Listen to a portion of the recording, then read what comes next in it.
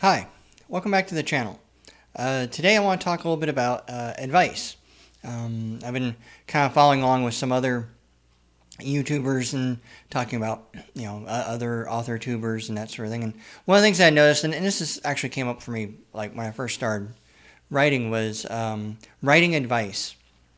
It seems like as soon as someone even talks about wanting to write, people feel like they need to jump in and give lots and lots of advice. And that kind of came up with me as well. It was a few years ago when I decided I wanted to write a novel, and I just kind of like decided I wanted to write a novel, even though I'd never really written one, didn't really know how or anything. And so, like a lot of folks, I go on to YouTube and type in how to write a novel, and all these YouTubers and stuff come up.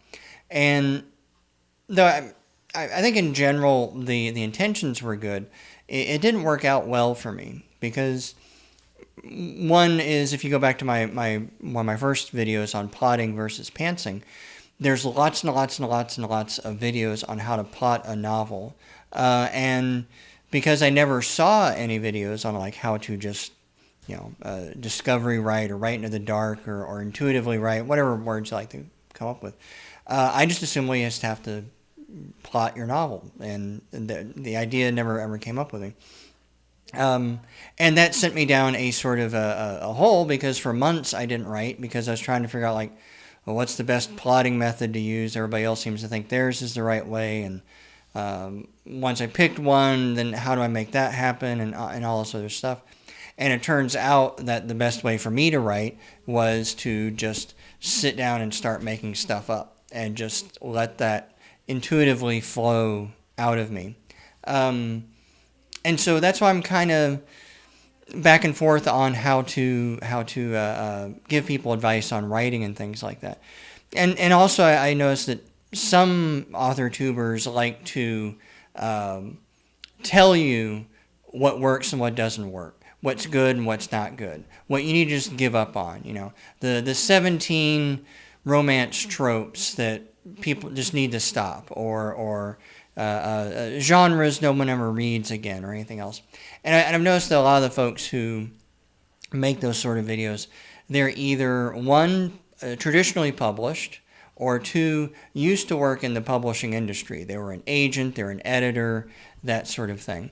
And I think part of that is because, and this is not even just in the writing community, in general, big corporations, entertainment corporations, like to tell you what you want because they don't really know what people want. They think they do. They're pretty sure that they do, but they're usually wrong.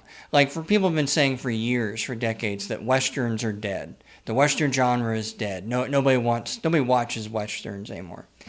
Well, nobody watches westerns like they did maybe back in the 50s. But people still like westerns. Bone Tomahawk came out a few years ago.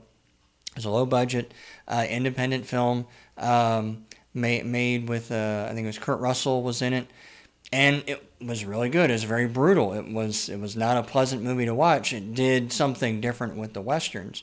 You can't take what people did in the 50s and then plop it into modern-day genre. Yeah, those kind of westerns don't work. But people are still watching westerns. People are still reading westerns.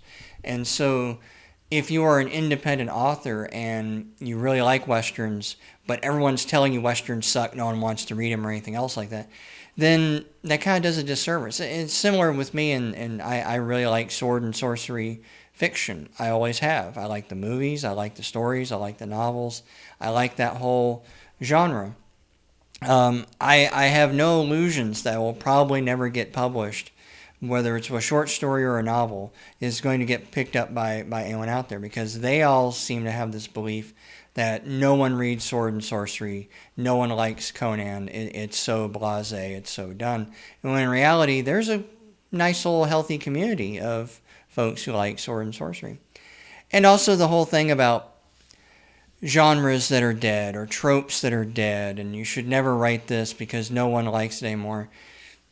Things come in and out of style, and the beauty of writing is you can write something today that is out. No one likes this.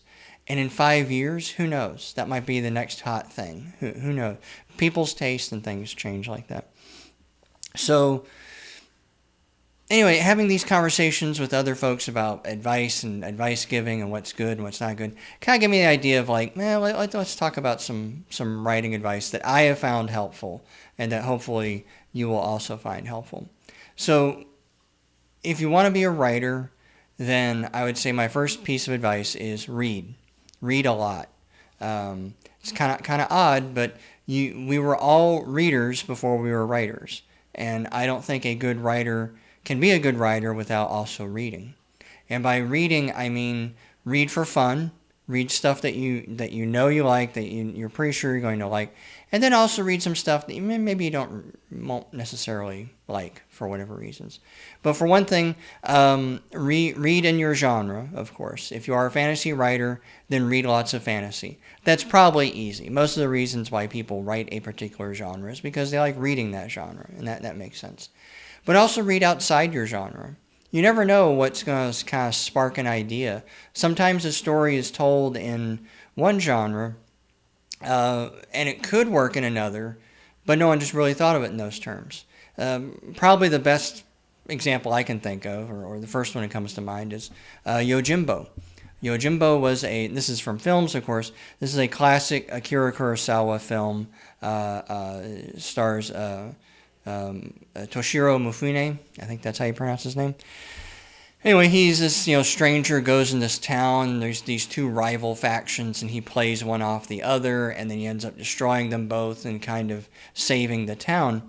Classic Japanese samurai feudal samurai story, which is like most of Kurosawa's earlier films, at least.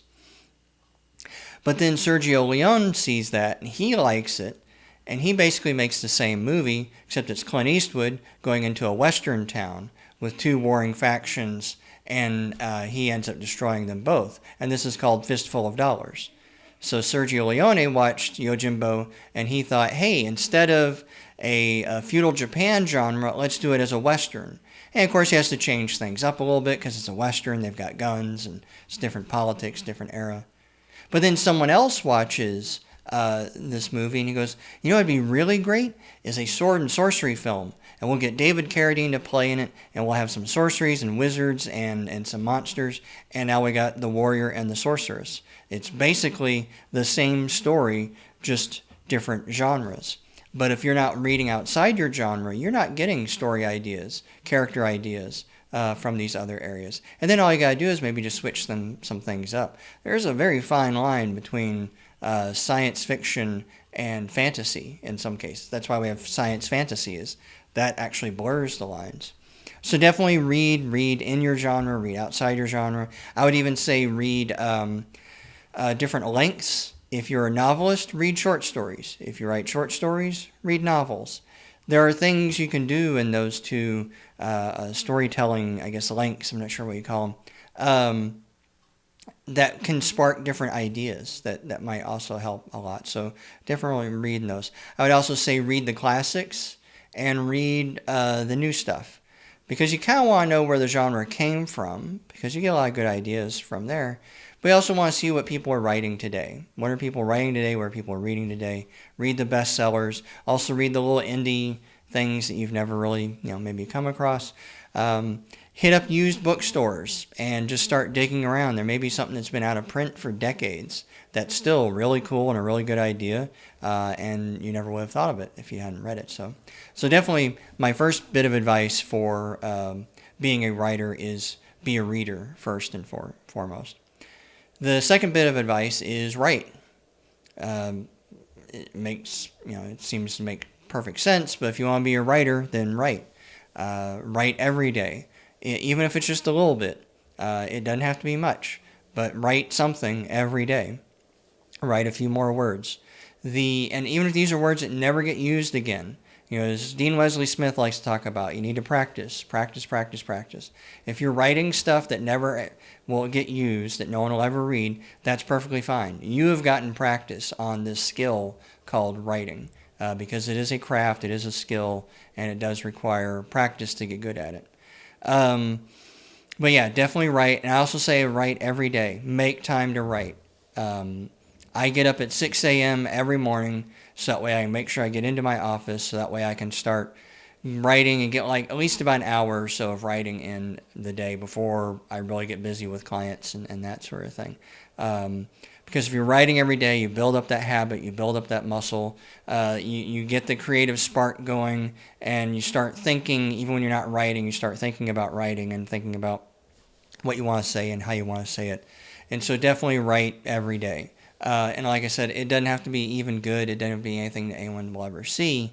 But yeah, you definitely need to write. I'm a big fan of Heinlein's 5 rules. You must write. You must finish what you write. You must not rewrite. Put what you have on market, and then leave it on market until it sells. I think the last two are good business advice, but the first two, write every day, finish what you write, those are big ones. Because if you're always starting things and not finishing them, then you don't really get to see what that process is like, because it's different to start a book and it's different to finish a book. The last probably bit of advice I would say is learn. So we got read, write, and learn. Learn craft.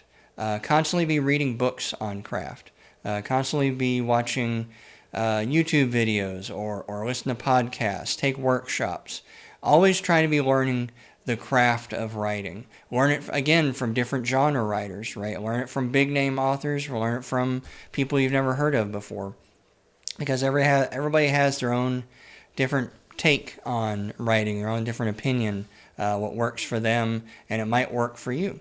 Also, trying to explore with some of this stuff that you're learning. I'm not really a plotter, but I am thinking that maybe one of the books that I'm working on, one of the problems why I'm stuck is because maybe I need to plot this book out.